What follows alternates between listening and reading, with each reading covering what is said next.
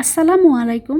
আজকে পাউরুটি দিয়ে এমন একটি ডেজার্ট রেসিপি শেয়ার করব, যে ডেজার্টটি ছোট থেকে বড় সবাই অনেক বেশি পছন্দ করবে। পাউরুটি আর হাতের কাছে থাকা অল্প কয়েকটি উপকরণ দিয়েই মজাদার এই সুস্বাদু আপনারা ডেজার্টটি বানিয়ে নিতে পারবেন। আশা করছি আজকের আমার পাউরুটি দিয়ে ক্যারামেল ব্রেড পুডিং রেসিপিটি আপনাদের অনেক অনেক ভালো লাগবে। এখানে আমি ব্রেড পুডিংটা তৈরি করার জন্য প্রথমে একটি ক্যারামেল তৈরি করে নেব। চুলায় একটা ফ্রাই প্যান বসিয়ে তাতে দিয়ে দিলাম 1 কাপের 3 ভাগের 1 ভাগ পরিমাণ চিনি। এবার এই চিনিটাকে কিছুক্ষণ আমি এভাবেই চুলাতে জাল করতে থাকবো। তো নাড়াচাড়া না করে এভাবে কিছুক্ষণ রেখে দিলে দেখবেন চিনিটা গলতে শুরু করবে। চিনিটা গলে গেলে এগুলোকে আমি নেড়েচেড়ে ক্যারামেলটা তৈরি করে নিচ্ছি। তো এখানে আমি এক্সট্রা কোনো পানি ব্যবহার করিনি। চুলার আঁচটা এখানে মিডিয়াম টু লো হিটে আছে। যখন ক্যারামেলটা তৈরি হয়ে যাবে তখন আমি চুলার আঁচটা বন্ধ করে দিব। আপনারা চাইলে এখানে ক্যারামেলটাকে আরও গাঢ় করে তৈরি করে নিতে পারেন। আমি এরকম হালকা করে এখানে ক্যারামেলটাকে তৈরি করে নিলাম। যেই পাত্রের মধ্যে পুডিংটাকে সেট করব সেই পাত্রের মধ্যে এখানে ক্যারামেলটাকে নিয়ে নিলাম। এবার এটিকে আমি সেট হতে দিব। এদিকে আমি এখানে পাউরুটি নিয়ে নিলাম 4 পিস। ব্রেড পুডিংয়ের এই রেসিপিটি আপনারা বানালে অবশ্যই এখানে আমি যেই উপকরণ যতটুকু দিয়েছি সেগুলো আপনারা সম্পূর্ণ ফলো করবেন। এখানে পাউরুটিগুলোকে আমি সরাসরি হাত দিয়ে ছিঁড়ে একটি ব্লেন্ডারে নিয়ে নিচ্ছি। এবার এখানে আমি দিয়ে দিব 500 ml পরিমাণ লিকুইড দুধ। তার সঙ্গে এখানে অ্যাড করছি 3টি ডিম। এবার দিয়ে দিব 1/4 কাপ পরিমাণ চিনি।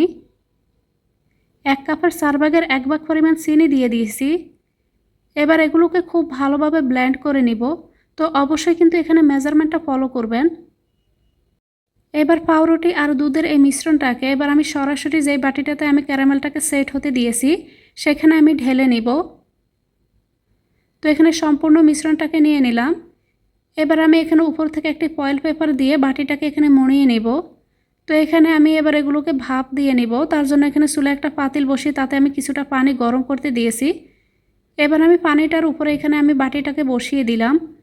ঢাকনা দিয়ে ঢেকে 30 থেকে 35 মিনিটের মতো মিডিয়াম টু হাই হিটে রেখে এগুলোকে আমি জাল করে নিব। ততক্ষণে পুডিংটা খুব সুন্দর মতো এখানে সেট হয়ে যাবে। আপনাদের কিন্তু এখানে বাটি বুঝে বা এখানে তাপ বুঝে কম বেশি সময়টা লাগতে পারে। তো এখানে পুডিংটা এখানে চুলা থেকে নামিয়ে নেওয়ার পর পুডিংটাকে আমি ঠান্ডা হতে দিয়েছি।